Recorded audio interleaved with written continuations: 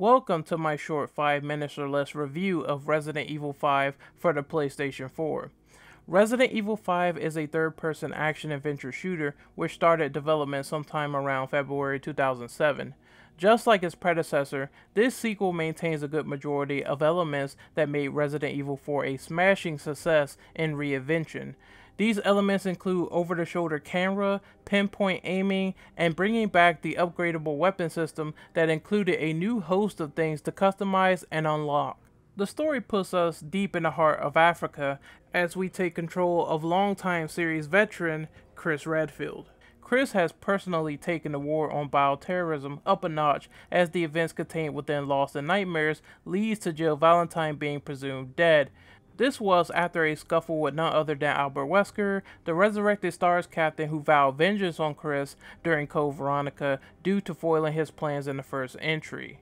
He then meets Sheva Alomar, an operative of the West African branch of the BSAA, to uncover the conspiracy of why bioorganic infections are breaking out in Kajuju.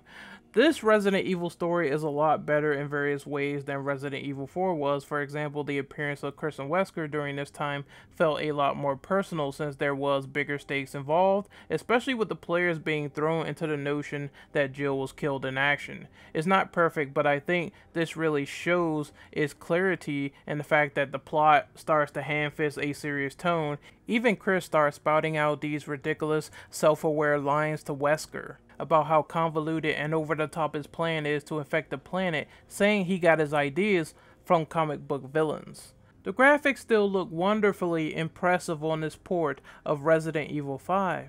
After playing this version for an extended period of time whilst it ran at 60 FPS, you'll find it difficult to go back to the last gen versions. I also love how Capcom fixed the field of vision, allowing you to see more of the screen this time around. The only issue I had with the game is that the obvious green filter with the graphics isn't quite pretty to the eyes. The gameplay is very similar to Resident Evil 4, except now you have a partner that accompanies you throughout the rest of this journey. Co-op can be decent fun, but playing this alone with artificial intelligence was a huge chore.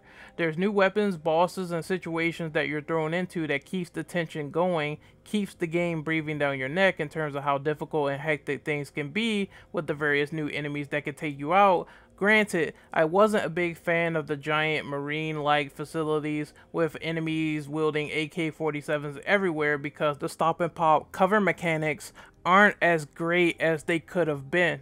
The controls here do take a bit of getting used to, but thankfully there are optional control schemes in place so it won't perturb new players too badly after putting in some time with them. The gunplay is highly refined and I had a lot of joy in the upgrading system. This also allowed me to craft even stronger variants, which I appreciated. For example, the standard handgun could come with a 3-burst variant if I upgraded the former in full. The difficulty is quite challenging and there's a lot of things that they implement that breaks up the monotony, like on the rails, turret sections, very basic stuff when it comes to what is entailed in Resident Evil 5. It's a little grindy when you get to the treasures, but it's rewarding when you find out new things in your arsenal that works against certain enemies. There's also things that are ineffective, like trying to use the nitrogen rounds on the Reapers. There's a lot of things to take into mind when you're going into combat, which I really appreciate. There's also figurines and emblems that you can use to unlock special features as well. And you can eventually unlock infinite ammo that makes subsequent playthroughs a lot easier.